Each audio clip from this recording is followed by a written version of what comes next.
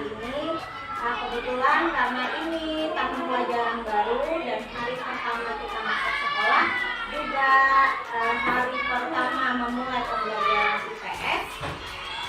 Nah, untuk di mata pelajaran IPS, sebelumnya waktu di kelas 8 kita sudah pernah membuat yang namanya keyakinan kelas. Nah, begitu juga untuk di kelas 9 ini, karena kalian sudah naik ke kelas 9, maka di kelas 9 juga kita akan membuat yang namanya keyakinan kelas. Oke, dari keyakinan kelas 8 kemarin itu sebagian masih bisa tidak kira-kira kita pakai di kelas 9 ini? Bisa. Oke, sekarang kita langsung saja karena kita sudah pernah membuatnya dan anak-anak ini juga sudah paham cara membuat keyakinan kelas. Atau mau kita voting lagi untuk menyebutkan apa-apa keyakinan kelas yang bisa kita sepakati bersama. Yang pertama apa? Kira-kira yang bisa disepakati? Saling menjaga atau saling menghormati. Satu. Apalagi nak? Menjaga kebersihan. Dua. Ketiga? Berpakaian yang rapi. Empat. Ya, menjaga fasilitas sekolah yang ada di kelas. Lima.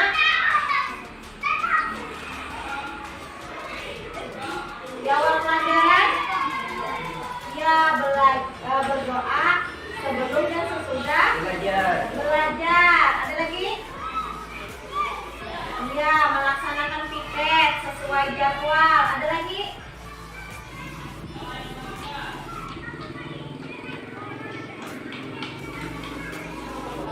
Ada lagi? Meletakkan sepatu pada tempatnya. Apalagi tadi? Menghormati Bapak Ibu guru. Ada 8 sudah. Ada lagi? Datang tepat waktu. Betul. 9. Ada lagi?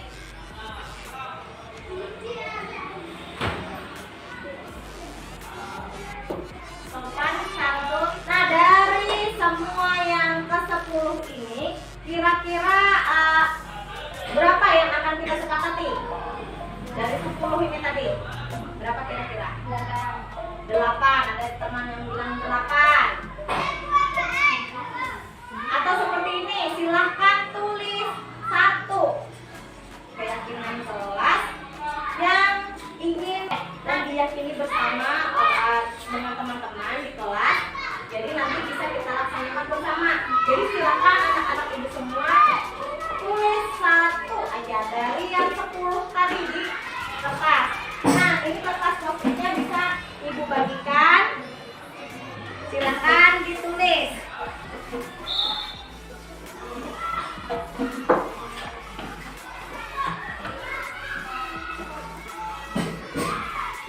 Nah, ini itu hanya kasih ulang. Ini di belakang.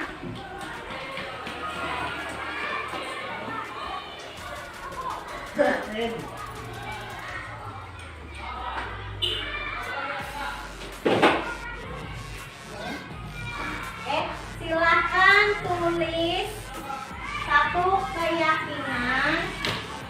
Ulang, silakan tulis 1 keyakinan di kertas yang tadi sudah ibu bagikan kepada kalian.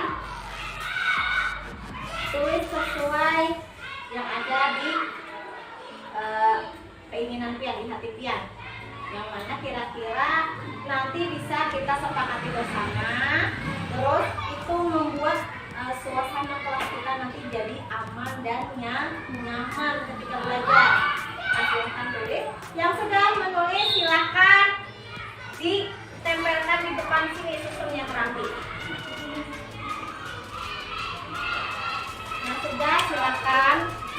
kalian satu-satu.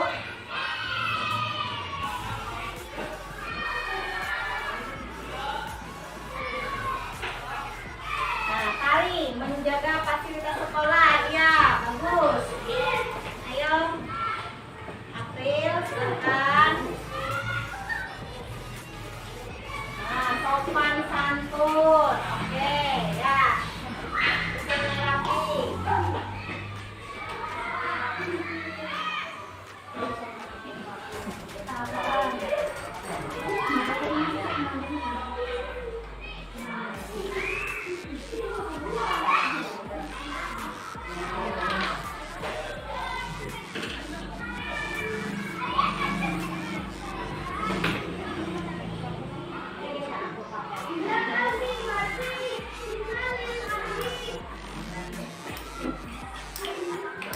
Ada lagi yang belum?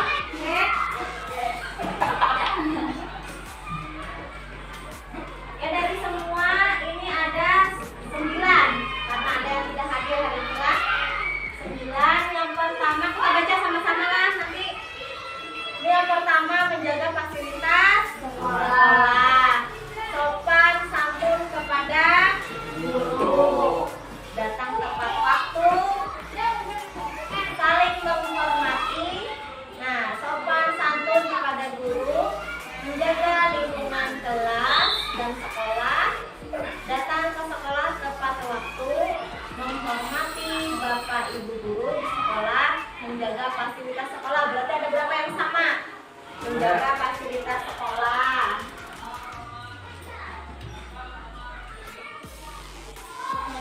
Ini sama. Saling menghormati. Ya, sopan santun kepada guru ada yang sama. Ini menghormati. Datang tepat waktu.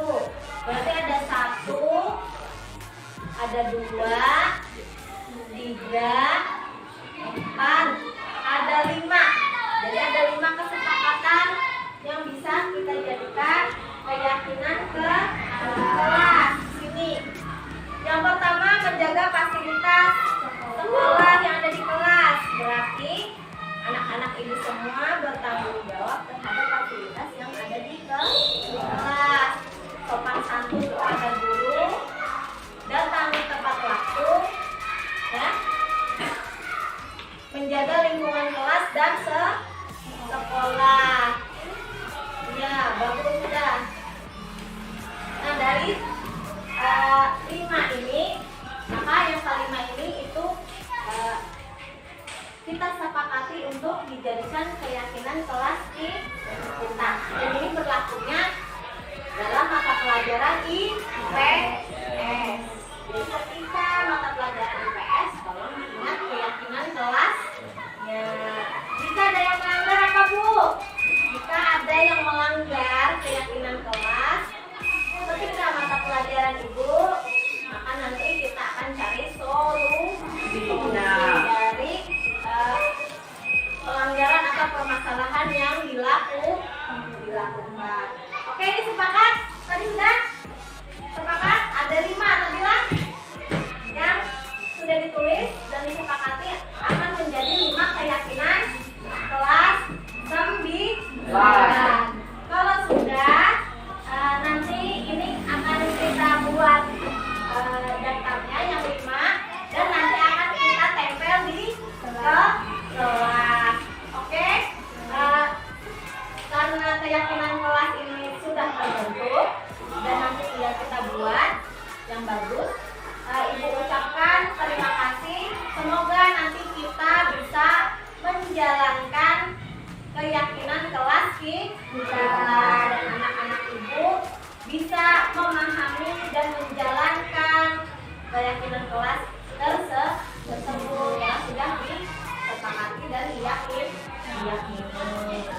Nah, oke, cukup sekian.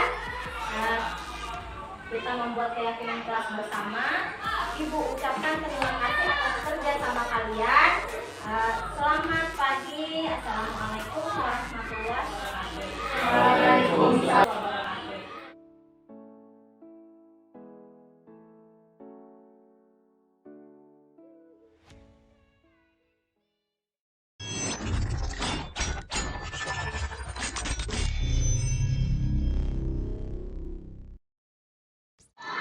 Assalamualaikum warahmatullahi wabarakatuh. Selamat pagi, salam bahagia untuk kita semua. Di mana hari ini kita bisa duduk hadir di sini menghadiri workshop yang akan saya paparkan mengenai menumbuhkan budaya positif di sekolah kita. Tidak lupa puji dan syukur kita haturkan kepada Allah Subhanahu wa Ta'ala, karena pada hari ini kita masih diberikan kesehatan. Salawat serta salam juga kita haturkan kepada Nabi besar kita Sallallahu Alaihi Wasallam beserta keluarga dan sahabat, juga para pengikut hingga akhir zaman. Kita semua mendapatkan syafaat beliau di akhir nanti. Baiklah, kita memasuki pemaparan mengenai bukan budaya positif yang ada di sekolah. Menumbuhkan budaya positif melalui kesepakatan kelas di SMPN 8 Muara. Jadi kesepakatan kelas itu kita buat bersama anak-anak. Kalau dulu biasanya kita ada yang namanya peraturan kelas. Jadi adanya peraturan kelas, tapi di kurikulum Merdeka itu nanti ada yang namanya kesepakatan kelas. Jadi sebenarnya kalau kita lihat secara kasarannya mungkin seperti sama aja ini peraturan dengan kesepakatan kelas.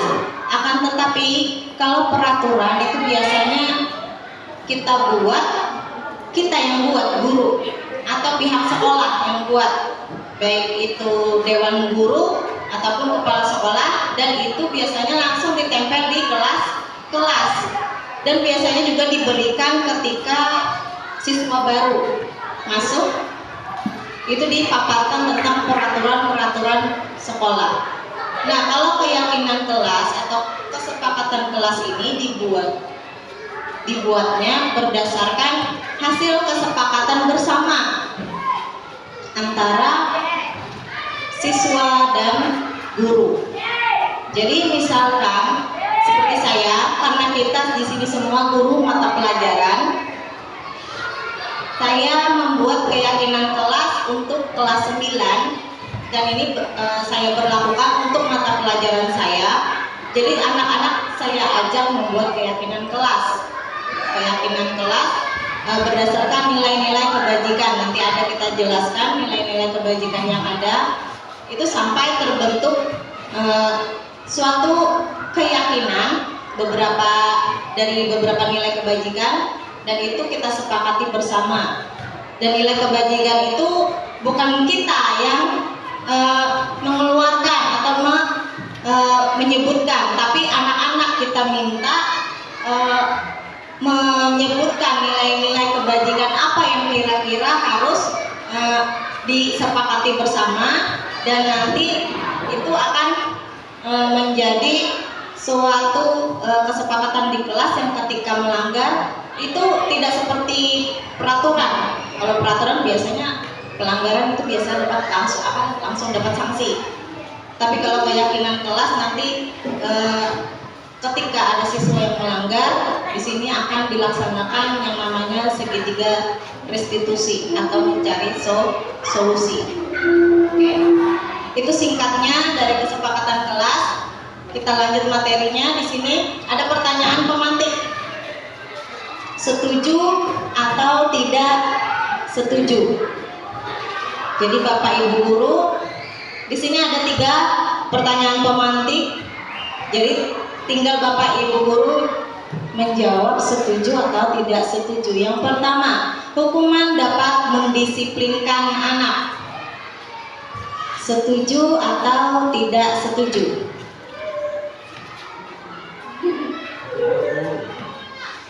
Pak Supri? Setuju. Pak Opik? Setuju. Ibu setuju.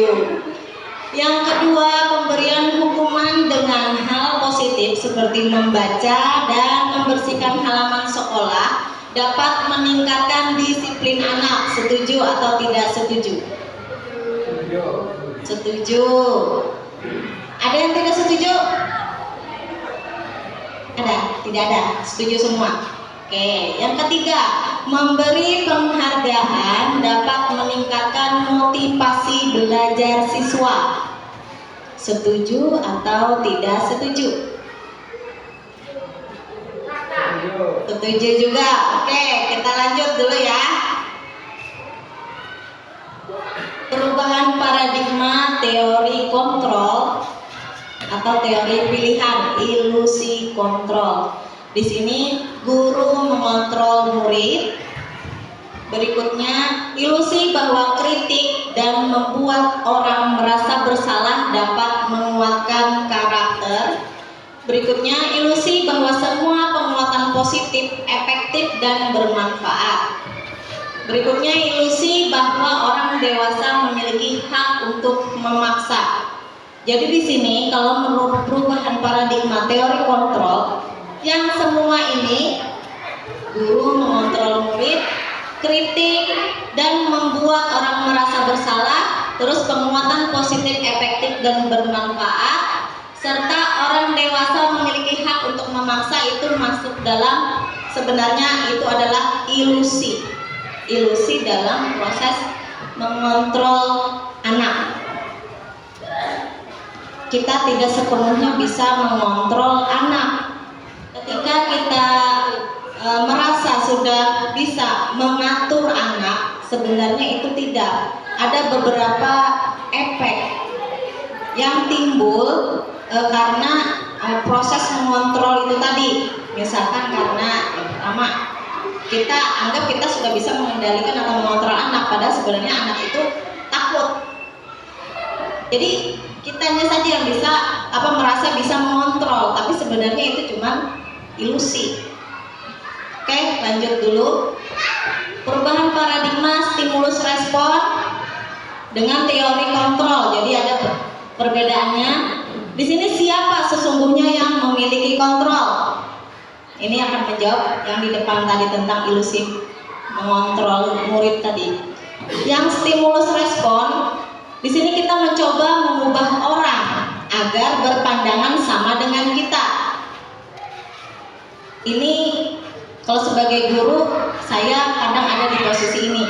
Saya kadang ingin siswa itu sama seperti yang saya inginkan, berpandangan sama seperti saya. Ini kadang saya masih ada di stimulus respon ini. Seharusnya kalau menurut teori kontrol, kita berusaha memahami pandangan orang lain tentang dunia.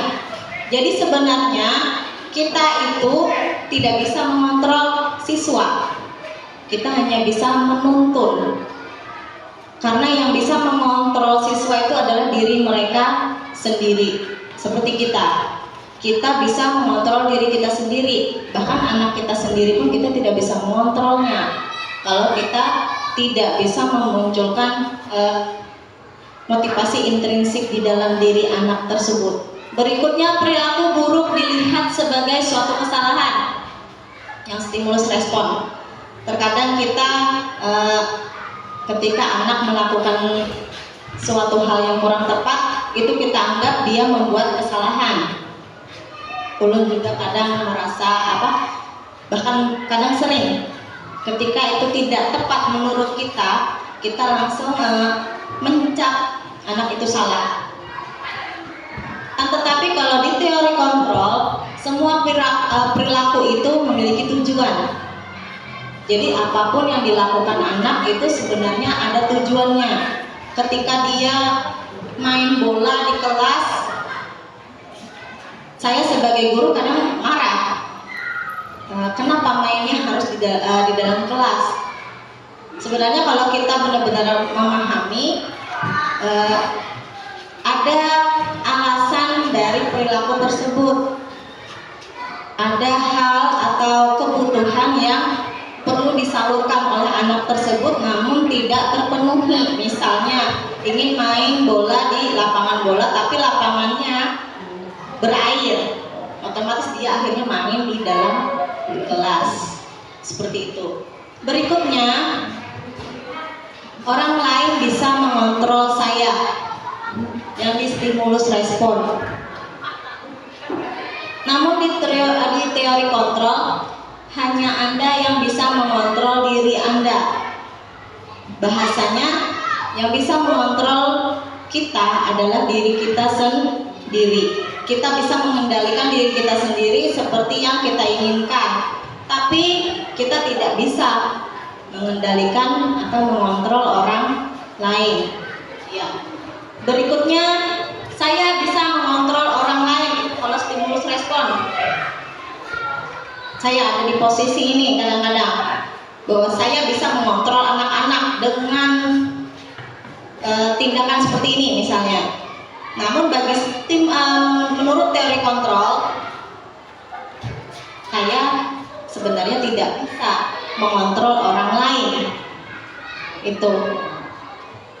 Jadi ini teori sebenarnya bagus, dan saya pun sedang berusaha merubah pemikiran, merubah paradigma dari stimulus respon ini ke stimulus kontrol, mencoba memahami dan berpihak pada murid agar setiap perilaku siswa yang mungkin menurut kita kurang tepat itu tidak langsung kita cap sebagai tindakan yang salah. Oke, selanjutnya, pemaksaan ada pada saat bujukan gagal. Nah, tolonglah ini jangan buang sampah sembarangan atau jangan merusak perlengkapan sekolah. Ternyata siswa ini yang itu tadi, karena ada kebutuhan dasar yang harus dipenuhi, misalnya kesenangan, kebebasan, tapi tidak didapat. Akhirnya anak ini melampiaskan perilakunya misalkan dengan merusak, bermainnya keterlaluan. Nah itu akhirnya karena kita merasa gagal membujuk, kebanyakan biasanya akhirnya memberikan hukuman. Itu saya akui.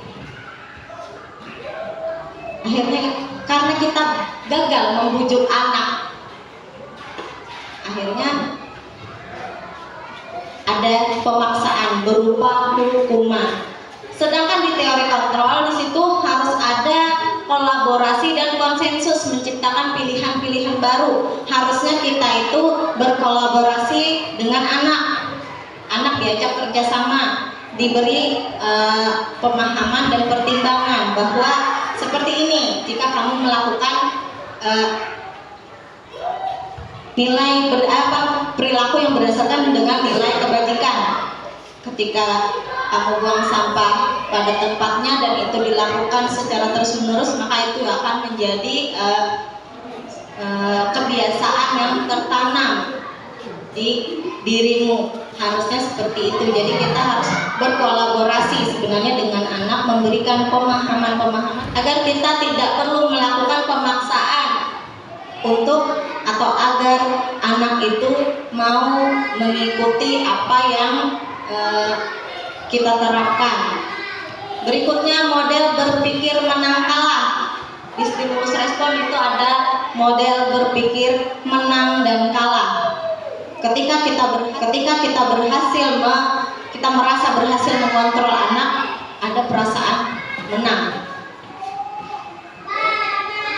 Tapi di teori kontrol itu model berpikirnya menang-menang, karena tadi lebih mengedepankan atau mementingkan yang namanya kolaborasi, sehingga baik guru maupun siswa atau murid itu sama-sama menang posisinya, tidak ada yang salah. Nah, seperti itu.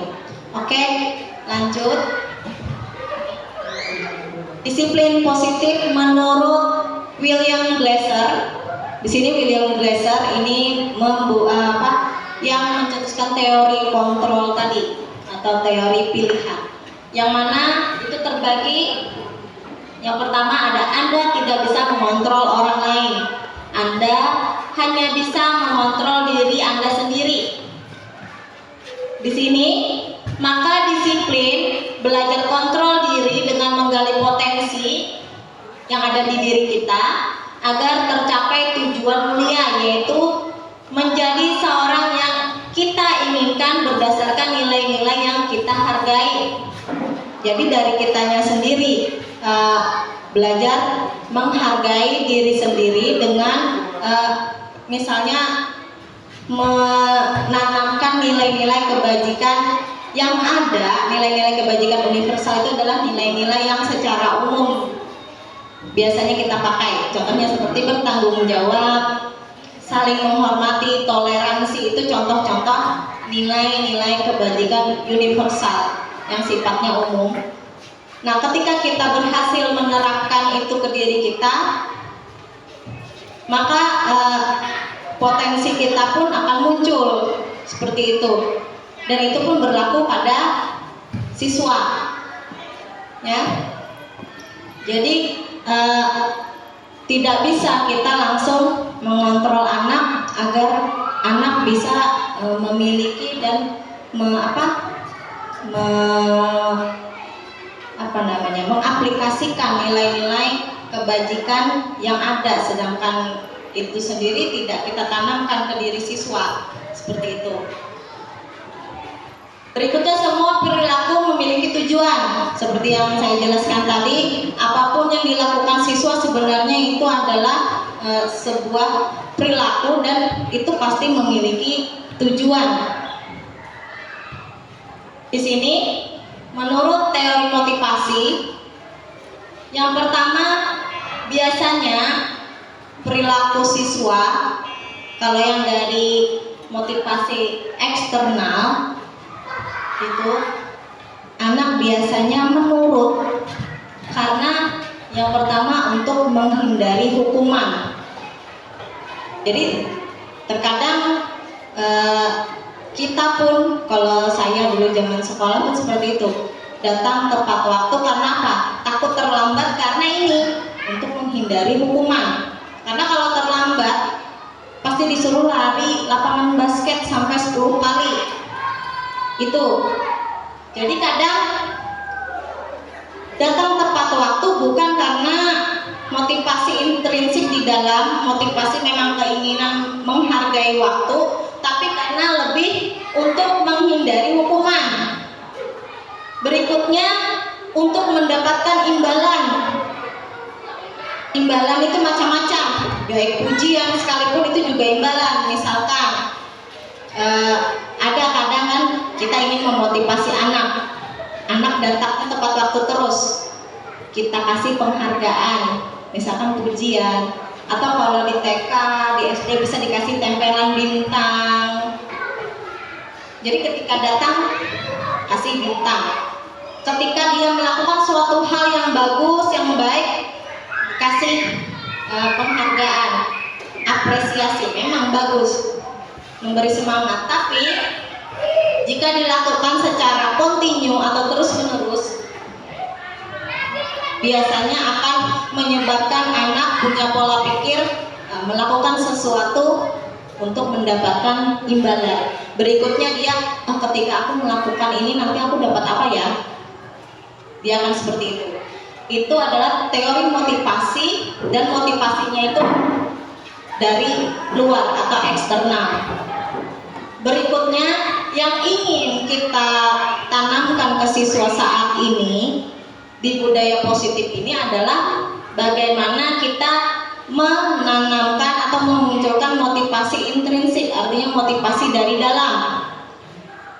Dari dalam itu bahwa si siswa ini melakukan sesuatu itu memang atas keinginannya sendiri, karena dia menghargai sesuatu yang dia yakini, yaitu nilai kebajikan tadi.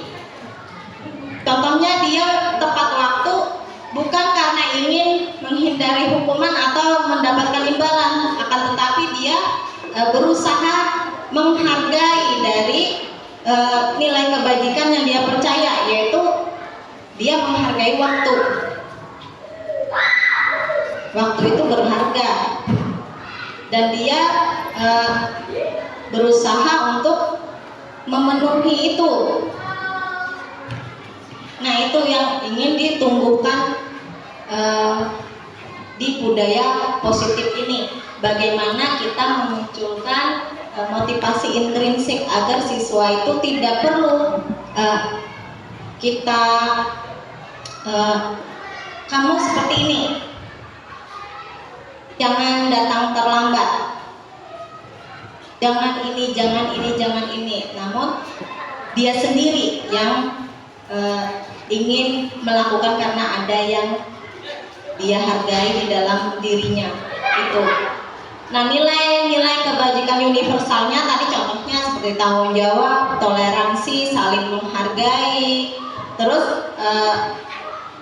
bisa apa namanya, sopan santun. Jadi yang secara umum biasanya kita pakai, baik itu dalam, biasanya juga banyak dipakai dalam peraturan-peraturan, itu adalah nilai kebajikan universal. Hanya nanti bedanya di kalimat dengan keyakinan kelas itu. Nah, dari nilai kebajikan universal dibuat nanti menjadi keyakinan kelas. Keyakinan kelas ini dibuat ya agar bisa memunculkan motivasi intrinsik. Berikutnya, model berpikir menang-menang dan kolaborasi serta konsensus yang menciptakan pilihan yang berbeda. Di sini ada 5 posisi kontrol. Ini kita, guru. Guru itu biasanya di sini ada 5. Yang pertama, penghukum. Saya kadang ada di posisi ini. Ketika saya sebelum saya memahami materi ini, sebelum tahu tentang materi bagaimana kita menghadapi siswa, saya sering ada di posisi penghukum ketika saya merasa saya tidak bisa mengendalikan anak-anak. Itu. Yang kedua, pembuat rasa bersalah. Kadang saya juga ada di posisi ini. Ketika misalkan 1, 2, 3 kali bahkan saya sudah pernah menghukum, namun anak misalkan tetap melakukan hal yang sama, akhirnya saya ada di posisi kontrol pembuat rasa bersalah, yang mana kadang tidak kasihan sama ibu sudah jauh-jauh dari Tanjung ke Muara Uya untuk mengajari kalian, dan kalian tidak serius mengikuti pelajaran ibu. Akhirnya memang anak itu agak tersentuh, tapi itu muncul rasa bersalah di dalam diri anak, seperti itu. Ini posisi kontrol yang kedua. Yang ketiga, sebagai teman. Kadang-kadang juga ketika biasanya kita ada kalanya memposisikan diri sebagai teman dengan kalau saya biasanya dengan harapan itu bisa lebih dekat dengan anak agar kita bisa memahami anak. Berikutnya, pemantau ini posisinya banyak melihat aja anak seperti ini, catat. Ketika melakukan ini, catat. Nanti kalau sudah ada waktunya baru ada penanganan. Ini di pemantau. Nah, kalau guru yang menurut teori kontrol William Glasser ini yang pas atau yang tepat itu ada di posisi manajer.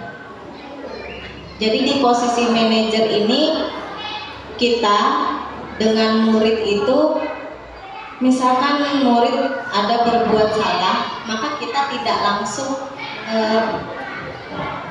menjudge atau memutuskan bahwa dia melakukan kesalahan. Di posisi manajer, kita sebagai guru itu bisa nanti ada yang namanya proses segitiga restitusi. Jadi di situ nanti bagaimana posisi kita guru, tapi posisinya adalah posisi kontrol manager. Ini. Jadi kita tidak langsung memberikan label salah pada anak.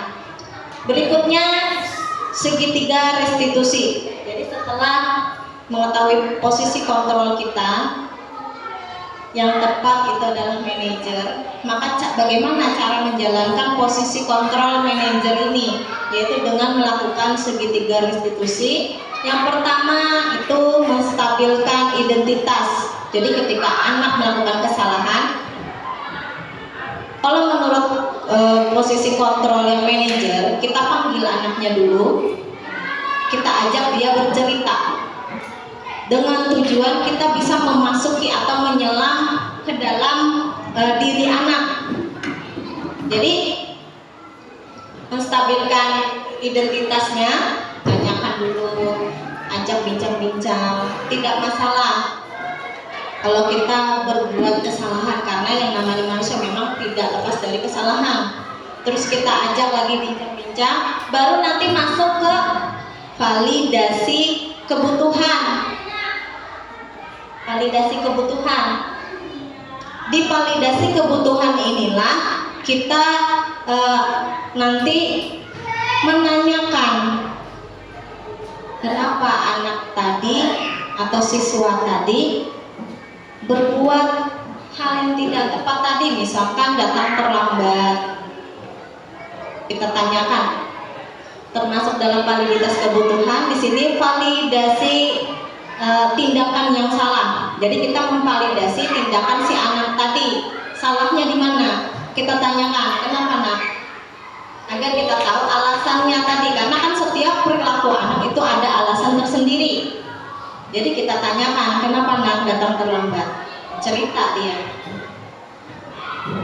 Nanti setelah kita tahu dan kita memvalidasi tindakan yang salah tadi, dilanjutkan dengan menanyakan keyakinan.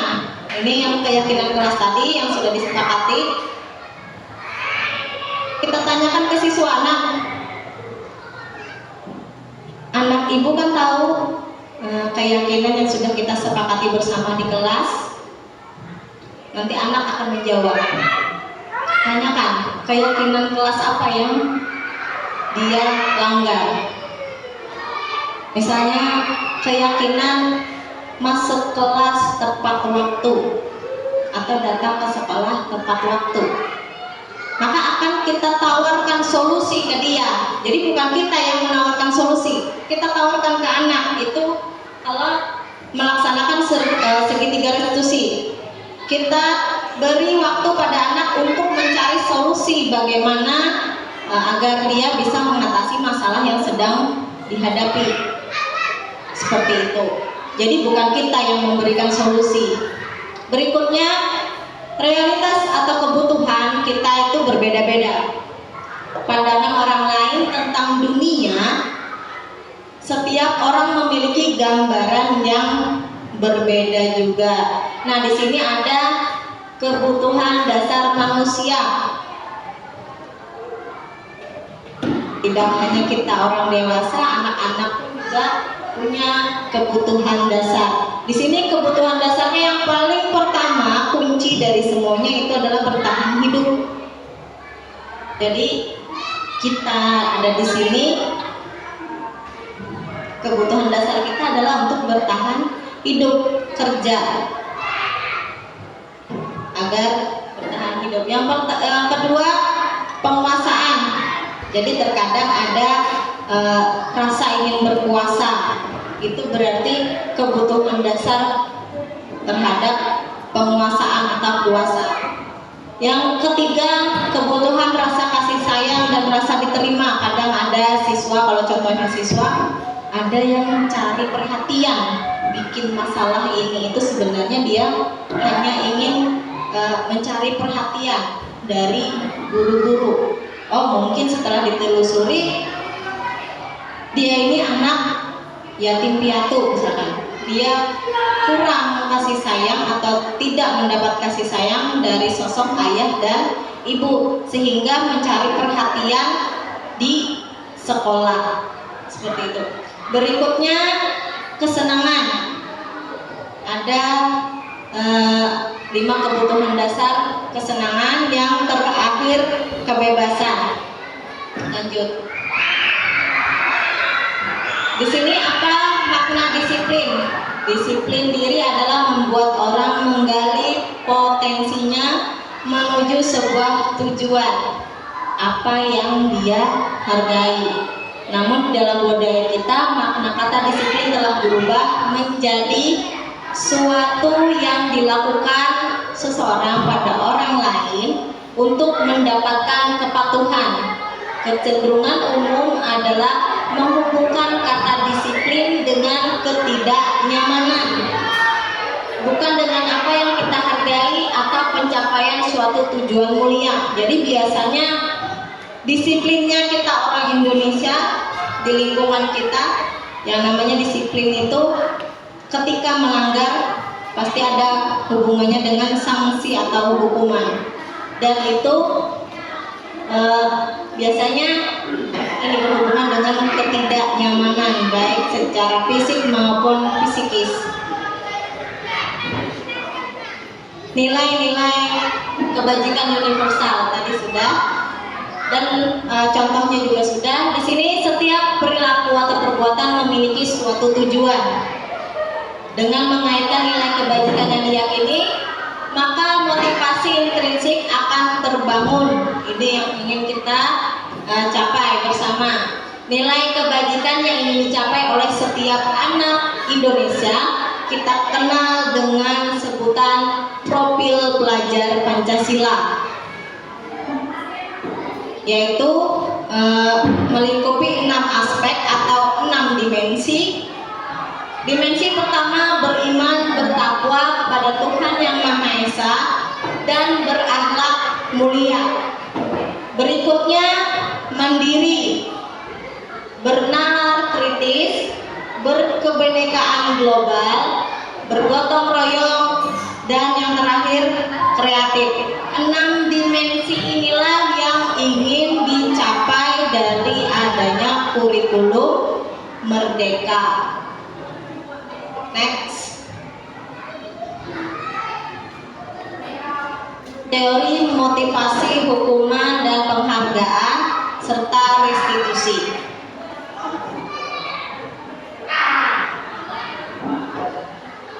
Teori motivasi perilaku manusia. Yang pertama, untuk menghindari ketidaknyamanan atau hukuman tadi merupakan motivasi eksternal. Yang berikutnya, untuk mendapatkan imbalan juga motivasi eksternal. Yang ketiga, untuk menghargai diri sendiri. Nah, ini yang motivasi intrinsik, yang mana yang ingin kita capai dalam penerapan budaya positif.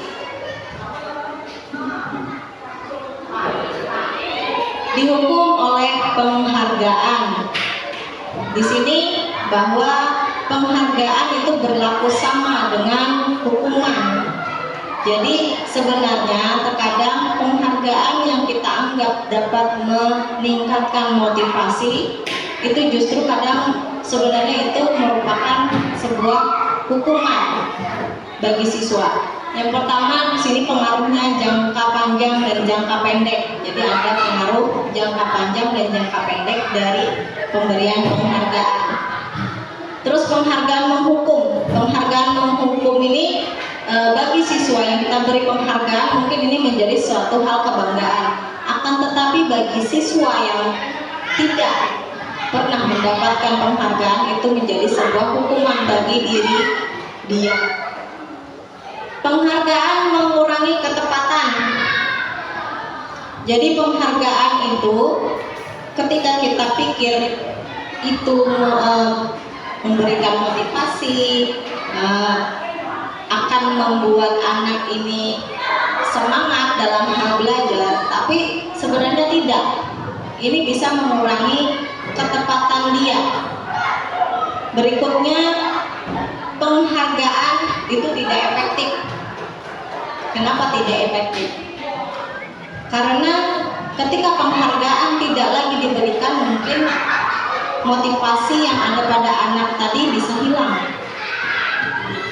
Mungkin pertamanya menurun, bahkan ya akhirnya bisa hilang. Penghargaan merusak hubungan.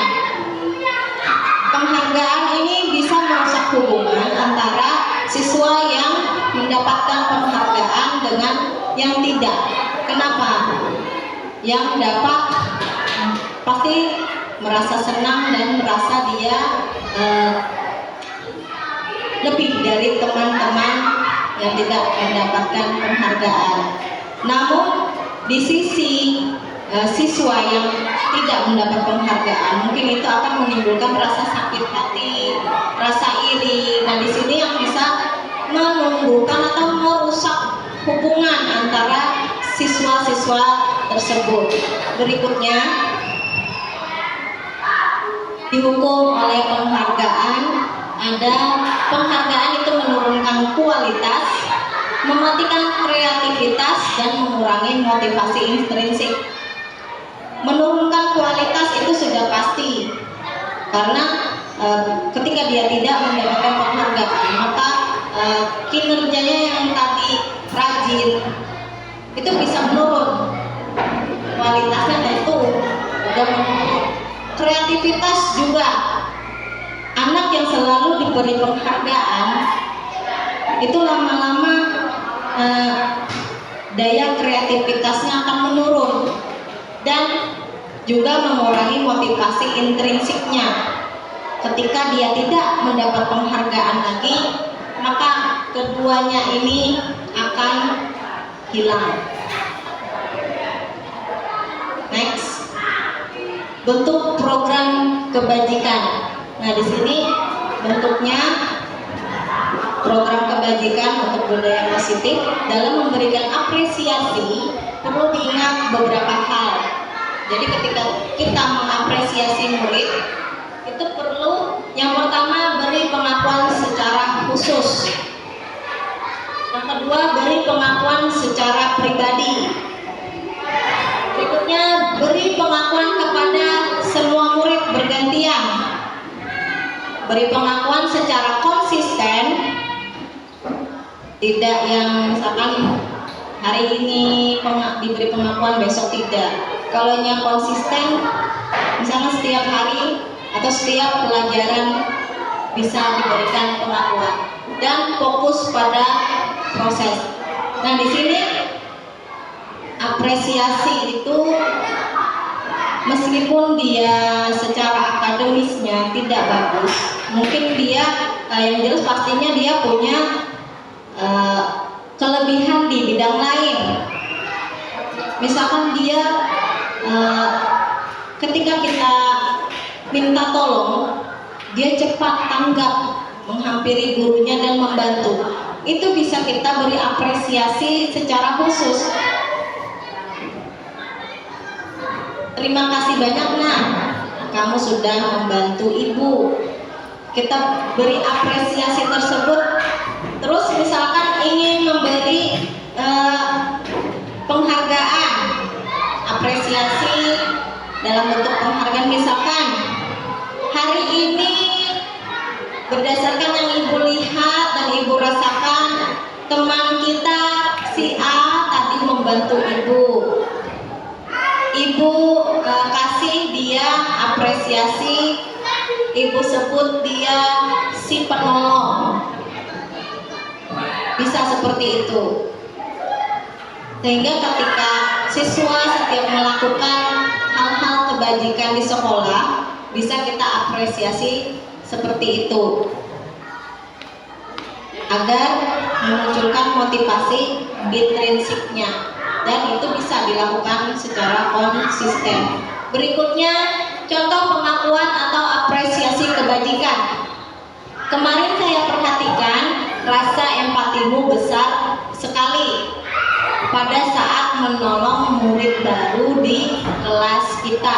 Ini salah satu apresiasi dari guru. Berikutnya, saya menghargai kepedulianmu pada saat kamu membantu teman-temanmu tugas kelompok. Berikutnya, terima kasih untuk rasa tanggung jawabmu pada saat kamu memungut kertas yang berserakan.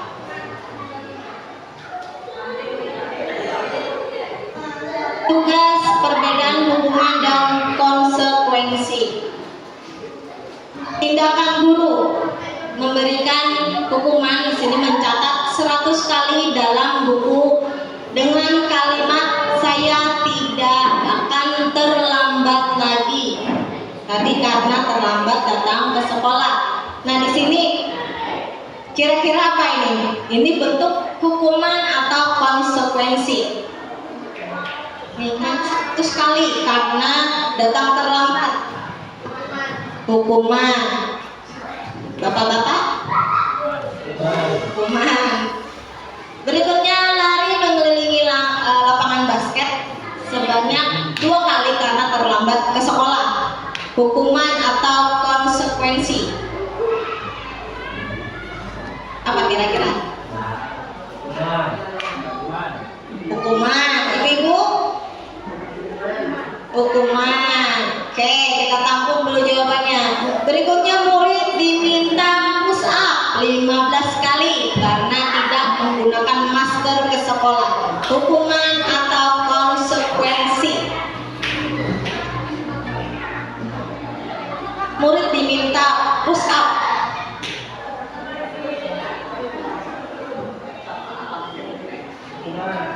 Hukuman. Ibu-ibu?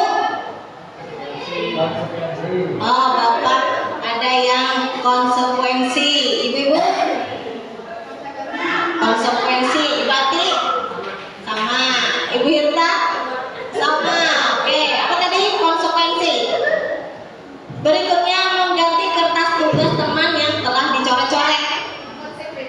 Konsekuensi, kata Ibu Hirta. Bapak? Konsekuensi juga.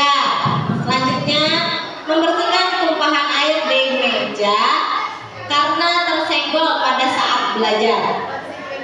Konsekuensi, bapak-bapak? Konsekuensi juga. Murid disuruh untuk mengenakan sepatu seharian di sekolah karena tidak mengenakan sepatu seharian di sekolah karena tidak mengenakan sepatu hitam. Dia dihukum, dia diberi apa? Ya, ada yang jawab hukuman, Bapak? Hukuman. Berikutnya, lari mengelilingi lapangan basket 2 kali karena terlambat 10 menit untuk pelajaran PJOK. Konsekuensi. Belum, Pak. Nah, ini jawabannya. Yang pertama, mencatat 100 kali itu termasuk dalam hukuman. Berikutnya, lari mengelilingi lapangan basket, hukuman. Meminta murid push up. Tadi ada yang jawab konsekuensi? Ada yang jawab konsekuensi? Ada. Nah, ini hukuman. Terus mengganti kertas teman yang dicoret-coret itu termasuk dalam konsekuensi. Membersihkan tumpahan air di meja belajar juga konsekuensi. Murid disuruh tidak mengenakan sepatu seharian di sekolah karena dia tidak mengenakan sepatu hitam. Itu hukuman. Yang terakhir, lari mengelilingi lapangan basket 2 kali karena terlambat 10 menit untuk pelajaran PJOK. Yang terakhir dengan yang ini kenapa, Bu? Padahal sama. Kenapa yang satu hukuman, yang satu konsekuensi? Karena kalau untuk PJOK itu ada kesepakatan dengan guru olahraga. Nah, ya betul sekali. Ketika hal yang sudah disepakati dan melakukan pelanggaran terhadap kesepakatan yang sudah dibuat, tentu ada konsekuensi yang harus diterima oleh siswa. Itu berbeda dengan peraturan yang jelas ada sanksi dan hukuman. Berikutnya,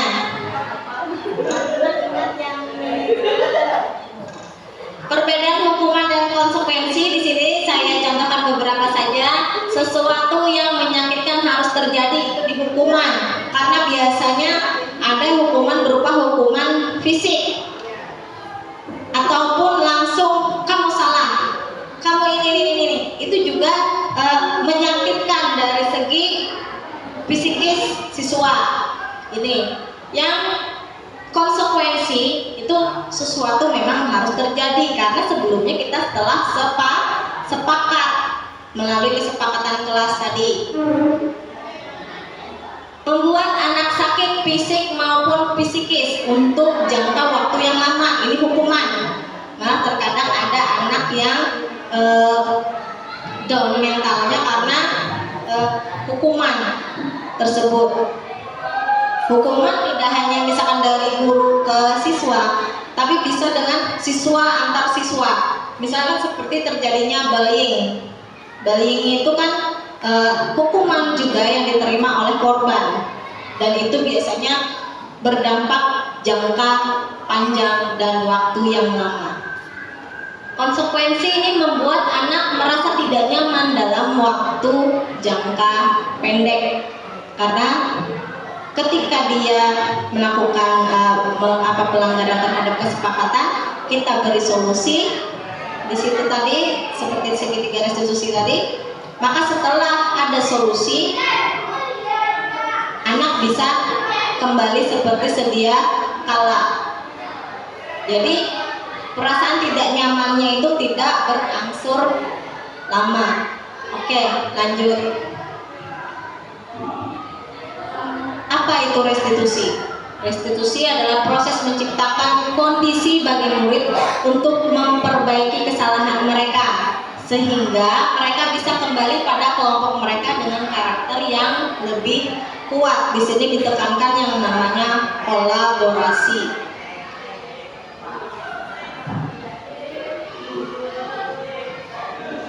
Identitas gagal dan identitas sukses. Hukuman itu akan berdampak pada identitas yang gagal. Karena apa? Di sini dalam hukuman itu sesuatu yang menyakitkan harus terjadi. Tidak nyaman untuk murid atau anak dalam jangka waktu yang panjang. Korban mendapatkan keadilan. Murid atau anak itu tersakiti. Berikutnya perilaku pasif agresif meningkat. Dari semuanya ini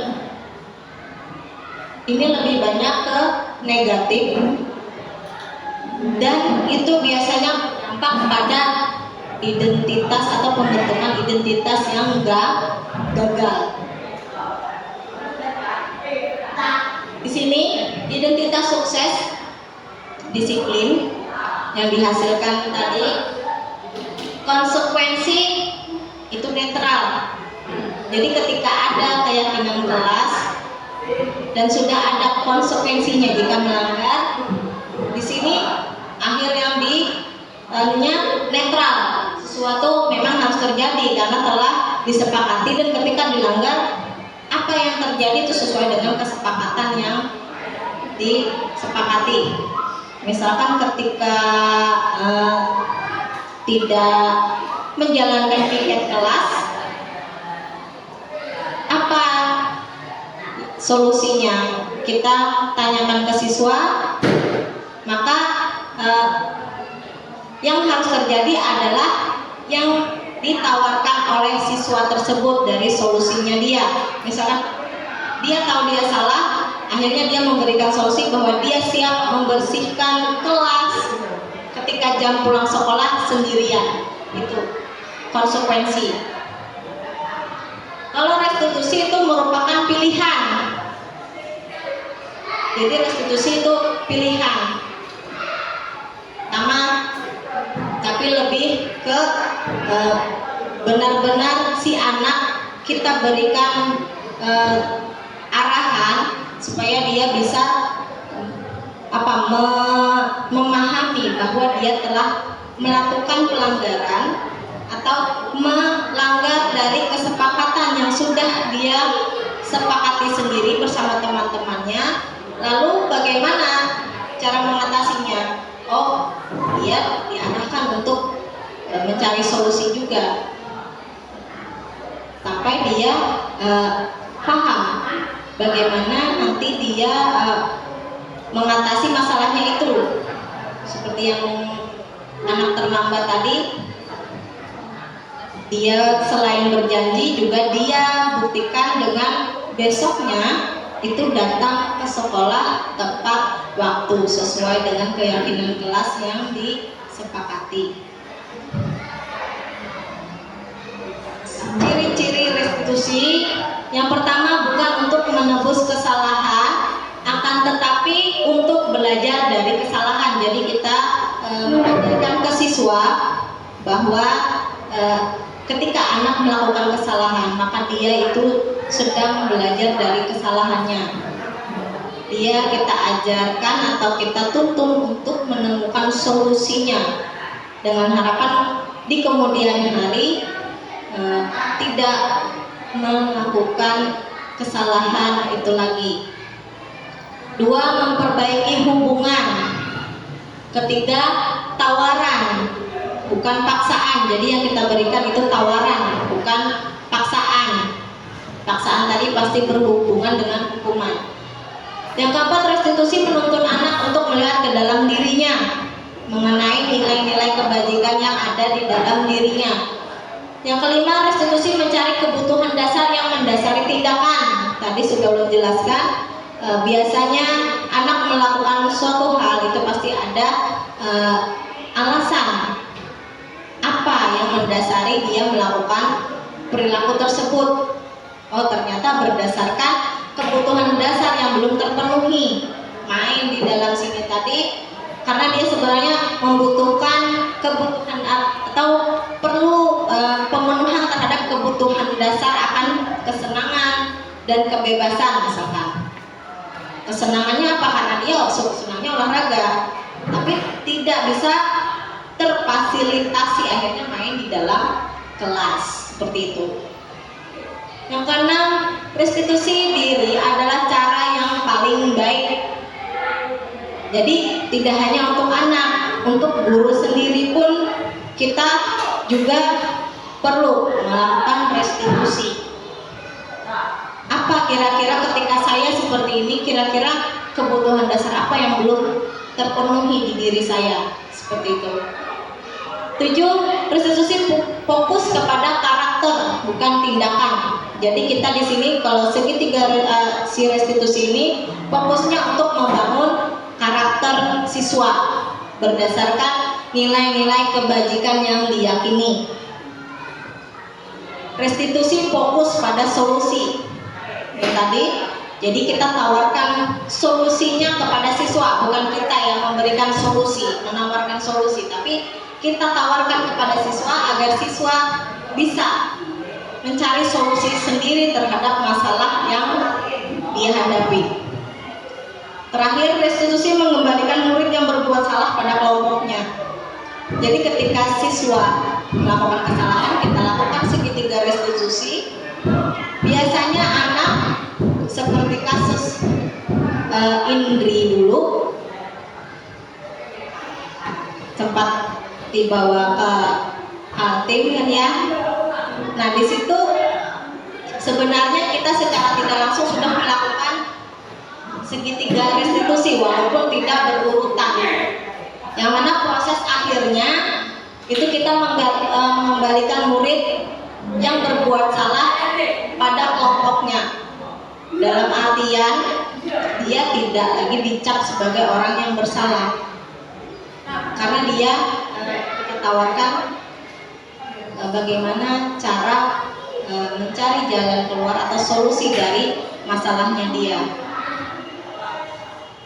Dan dia pun ketika kembali ke kelompoknya itu tidak merasa rendah diri seperti itu, merasa seperti orang yang tidak diakui, dikucilkan.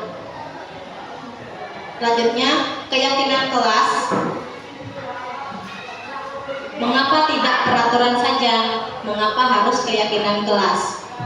Peraturan apa bedanya ya dengan keyakinan kelas? Di sini mengapa kita memiliki peraturan harus menggunakan helm bila mengendarai kendaraan roda 2. Terus mengapa kita memiliki peraturan harus datang tepat waktu pada saat mengikuti pelatihan? Itu peraturan untuk mendukung motivasi intrinsik, kembali ke nilai-nilai atau keyakinan yang lebih menggerakkan seseorang dibandingkan mengikuti serangkaian peraturan. Peraturan itu biasanya berhubungan langsung dengan sanksi yang akan didapat, sedangkan keyakinan kelas tidak. Keyakinan kelas biasanya berhubungannya dengan solusi. Kegiatan pendalaman keyakinan kelas di sini ada tabel T dan tabel Y. Ada hormat, bekerja, diterima dan dimiliki. Ini contoh keyakinan kelasnya. Ada 3. Yang hormat, kami meyakini bahwa sangat penting untuk menghormati semua orang milik orang lain. Ini contoh keyakinan kelas. Ada dari 3 nilai kebajikan universal yang dipakai, ada hormat, bekerja, diterima dan dimiliki. Nah, untuk tabel Y di sini rasa hormat itu ada yang terdengar, ada yang terlihat dan berupa perilaku. Yang bekerja ada yang terdengar, terlihat dan berperilaku sama. Sedangkan yang hormat dalam tabel T itu terbagi jadi 2.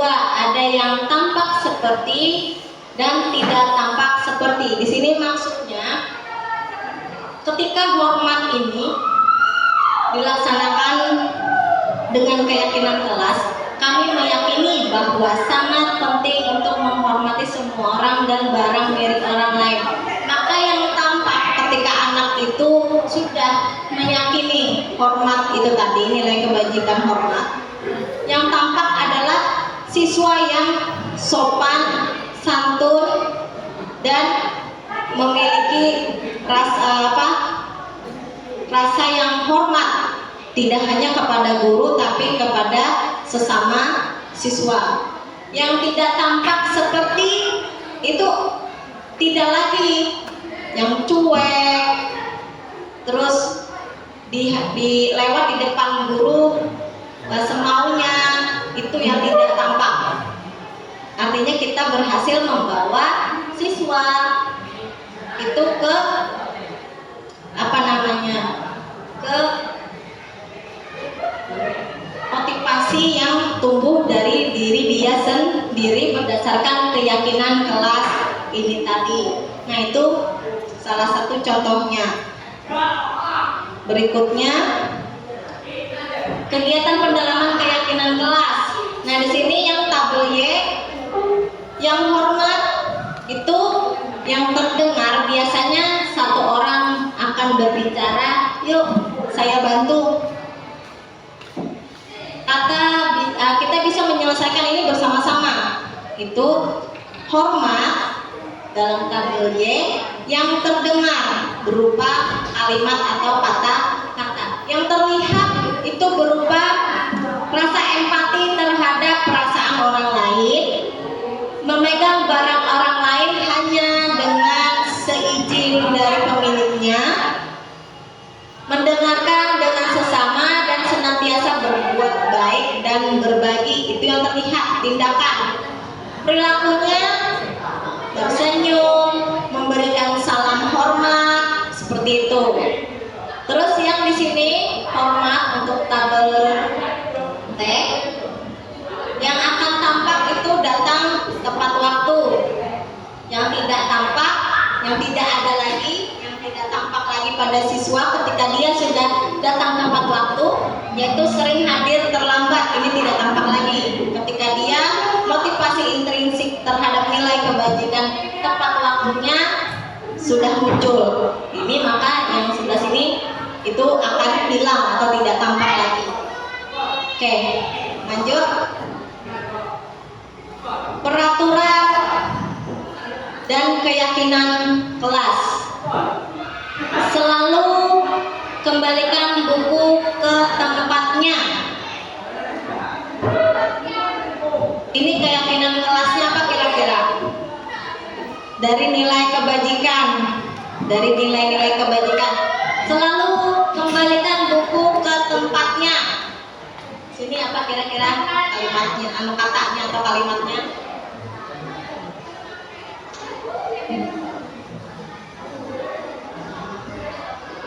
Keyakinan kelasnya apa? Bukan. Ini menentukan keyakinan kelasnya aja. Selalu kembalikan buku ke tempatnya. Bahasa positifnya apa untuk keyakinan kelas? Misalkan kayak bertanggung jawab atau apa. Terus dilarang mengganggu orang lain. Apa kira-kira? Hadir di sekolah 15 menit sebelum pelajaran dimulai. Ini berarti selain bertanggung jawab, selain disiplin, hadir di sekolah 15 menit sebelum pelajaran dimulai, kalimat positifnya. Lalu di keyakinan kelasnya itu bisa menggunakan kalimat hadir tepat waktu. Itu contohnya. Kalau selalu kembalikan buku ke tempatnya, tadi bertanggung jawab, ya. Terus dilarang melakukan kekerasan. Berarti saling menghormati bisa, bergantian atau menunggu giliran, antri, gunakan masker, jangan berlari di kelas atau koridor. Oke, coba kita lihat. Nah, yang pertama di atas, selalu mengendalikan buku pada tempatnya termasuk dalam tanggung jawab. Terus dilarang mengganggu orang lain, itu menghormati orang lain. Hadir di sekolah, menghormati orang lain, berkomitmen, dan di sini tepat waktu. Dilarang melakukan kekerasan, itu keyakinan kelasnya. Nilai kebajikannya keselamatan dan menghormati orang lain. Dilarang menggunakan narkoba, nilai kebajikannya adalah kesehatan. Berikutnya menghormati orang lain dan bersabar, kesehatan, keselamatan dan keamanan. Inilah nilai-nilai kebajikan yang menjadi landasan dalam membuat keyakinan kelas. Kebutuhan dasar manusia dan dunia berkualitas. Nah, kebutuhan dasar manusia tadi ada 5. Ada kebutuhan bertahan hidup, penguasaan, kebebasan, kesenangan, dan kasih sayang. Tadi sudah secara pasaran saya jelaskan. Terus 5 posisi kontrol. Nah, ini tadi yang dimaksud padikan. Jadi motivasinya, guru berbuat, berkata, hasilnya bagaimana, dikaitkan dengan dunia berkualitas. Dunia berkualitas itu dunia yang ada di angan kita, yang kita inginkan. Terus murid berkata seperti apa dan dampaknya pada murid seperti apa, ini motivasinya. Di identitas yang gagal tadi karena hukuman tadi, yang pertama dia menghindari hukuman. Jadi dia tadi motivasinya itu karena menghindari hukuman. Di identitas yang sukses atau berhasil, kontrol dari luar, mengharapkan imbalan, ketergantungan pada orang lain. Berikutnya identitas yang sukses berdasarkan kontrol diri atau motivasi intrinsik. Jadi menghargai diri sendiri. Nah, di sini ada 5 posisi kontrolnya. Si guru ada di posisi kontrol penghukum, pembuat merasa bersalah, teman sebagai teman, pemantau ataupun manajer. Di sini kalau guru berbuat,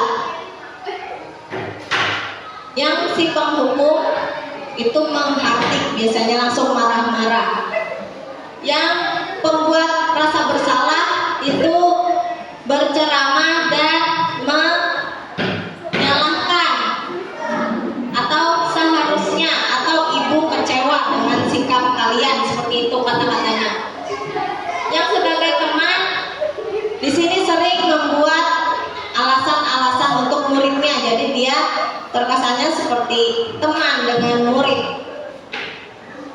Terus ada pemantau tadi ya, menghitung, mengukur, mencatat berbagai perilaku siswa. Nah, yang manajer ini ketika siswa melakukan kesalahan, maka dia akan menyiapkan pertanyaan. Kalau dari segi perkataannya, di sini si guru penghukum biasanya langsung, kalau kamu tidak melakukan ini, kamu mendapatkan hukuman, awas ya, seperti itu. Kalau pembuat rasa bersalah, kamu seharusnya sudah tahu, ibu lelah menjelaskan seperti ini, seperti itu contohnya. Ibu stres katanya nih kalimatnya. Terus kalau yang kena, ayolah lakukan demi ibu, karena dia si ibu tadi, si guru itu beranggapan menganggap siswa sebagai teman, jadi dialognya seperti antar teman. Sedangkan dengan pemantau, biasanya si pemantau ini, ayo peraturannya apa semalam? Apa peraturannya yang berlaku di sini? Itu pemantau. Dia cuma menanyakan peraturan, mencatat kesalahan biasanya. Dan biasanya untuk hukuman diserahkan ke guru lain yang suka memberi hukuman. Terus kalau manajer itu biasanya bertanya, apa yang kita yakini? Apa yang bisa kamu kerjakan untuk memperbaiki masalah ini? Jadi anak ditawarkan mencari solusi. Berikutnya, hasil dari ini posisi kontrol yang 5 tadi. Si penghukum itu akan menghasilkan siswa yang memberontak, menyalahkan orang lain dan berbohong. Sedangkan pembuat rasa bersalah itu siswanya akan menyembunyikan, menyangkal dan berbohong juga. Kalau yang teman ini menyebabkan siswa ketergantungan. Dia akan berlindung pada guru tersebut. Si pemantau ini siswa akan menyesuaikan diri bila diawasi. Jadi kalau diawasi aja anaknya taat aturan, tapi kalau tidak dia akan lepas. Selanjutnya yang manajer tuh akan menguatkan pribadi. Kaitan dengan dunia berkualitas, murid meletakkan guru di luar dunia kualitasnya. Ini yang jika posisi guru berada di posisi kontrol sebagai penghukum, itu tidak masuk di dalam dunia berkualitasnya dia. Terus murid meletakkan guru di dalam dunia berkualitas jika guru berada di posisi kontrol membuat rasa bersalah. Yang berikutnya, murid di sini juga meletakkan menjadi sosok yang sangat penting di dunia berkualitasnya dia, di posisi kontrol sebagai teman. Di pemantau, murid meletakkan guru, peraturan dan hukum di dunia berkualitasnya dia. Yang terakhir, kalau di posisi manajer, murid meletakkan dirinya sebagai individu yang positif dalam dunia berkualitasnya dia. Oke, kita lanjut aja. Nah, ini pertanyaan-pertanyaan. Saya kecewa sekali dengan kamu. Siapa yang mengatakan? Si penghukum, si pemantau, si pembuat rasa bersalah, teman, pemantau, dan manajer. Ayo, Kak Diman. Yang pertama,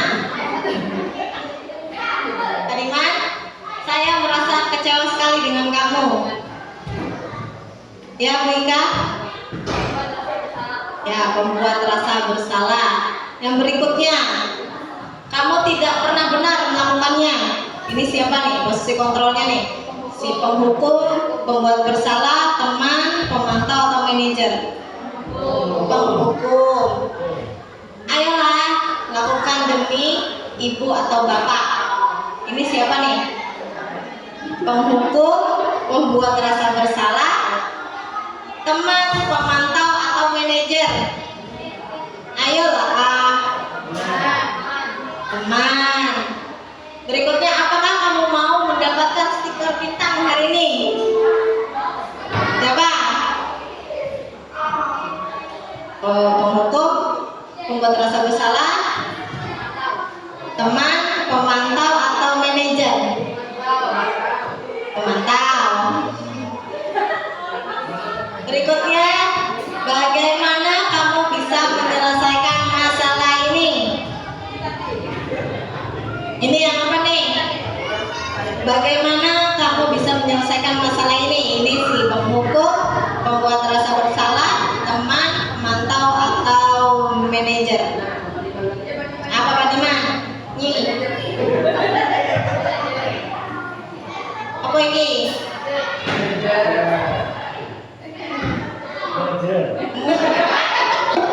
Kode, pakai kode-kodean. Manajer, kata Pak Diman. Habis kode Wika. Manajer. Berikutnya, kamu selalu paling terakhir. Penghukum. Coba kita lihat. Tadi yang pertama penghukum, yang pertama pembuat rasa bersalah, kata ibu-ibu. Kedua penghukum, ketiga teman, yang keempat pemantau, yang kelima manajer, yang terakhir penghukum. Lanjut? Betul? Yes, 100.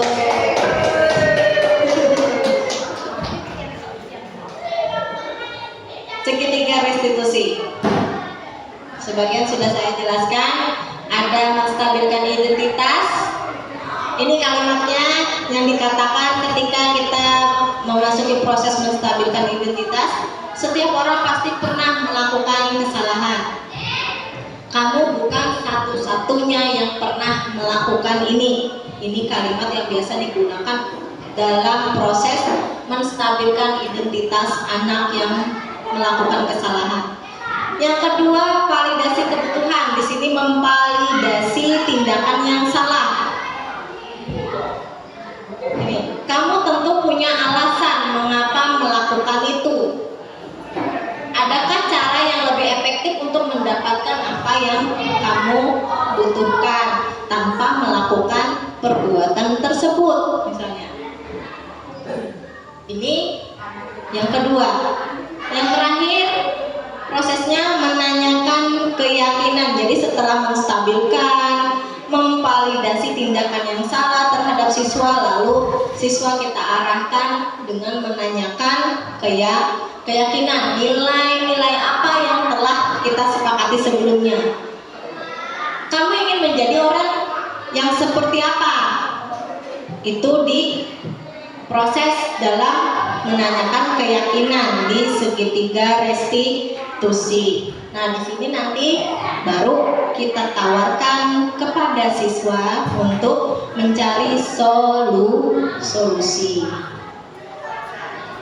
Oke. Nah, di sini untuk membuat anak yang merasa gagal karena berbuat salah menjadi positif terhadap dirinya. Jadi ketika dia berbuat salah, kita arahkan.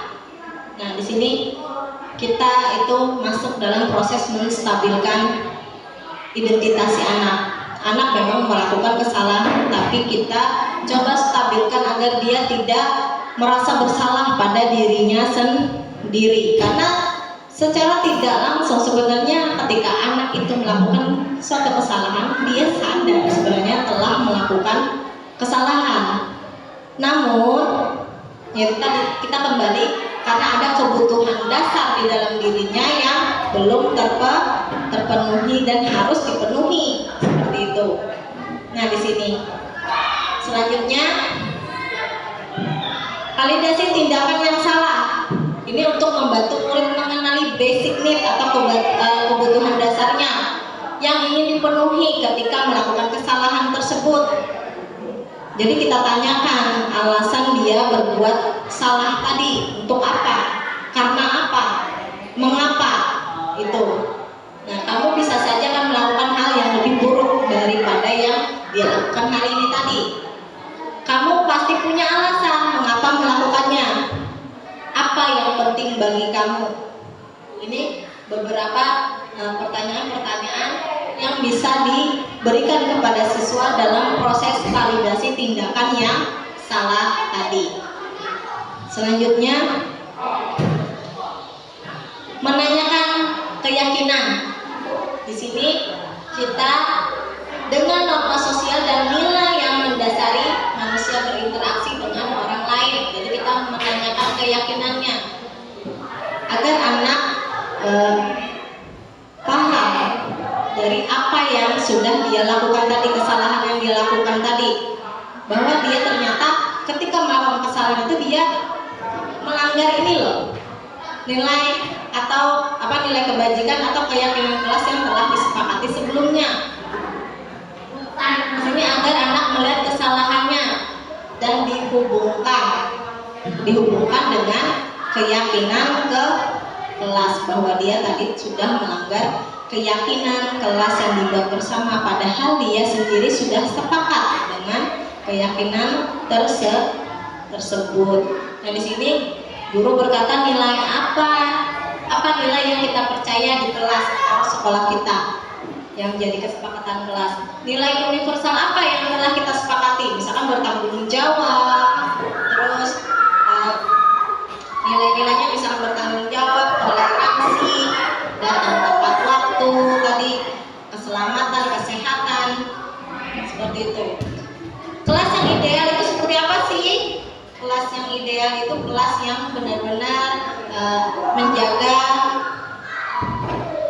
dan si siswa menjalankan keyakinan kelasnya dengan sadar diri tanpa harus diingatkan dengan keyakinan kelas yang sudah dibuat antara siswa dengan guru.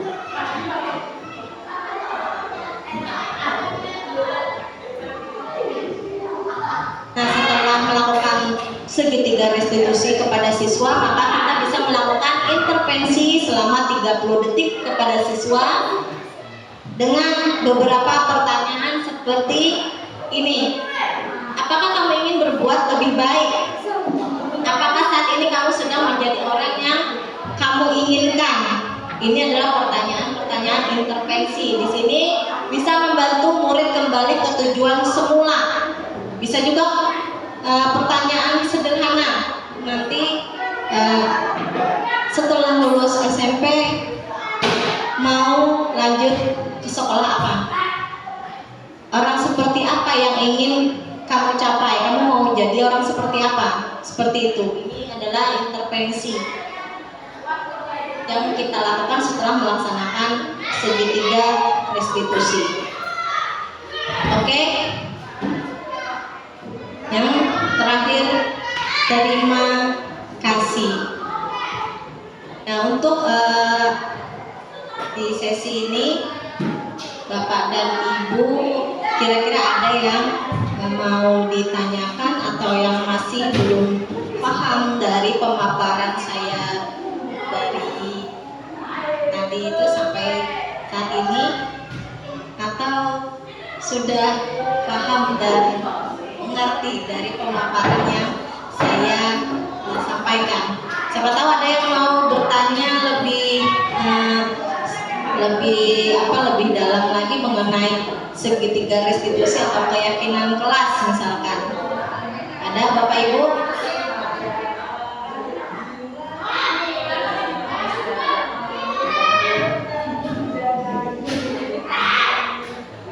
Tidak ada. Bapak-bapak mungkin?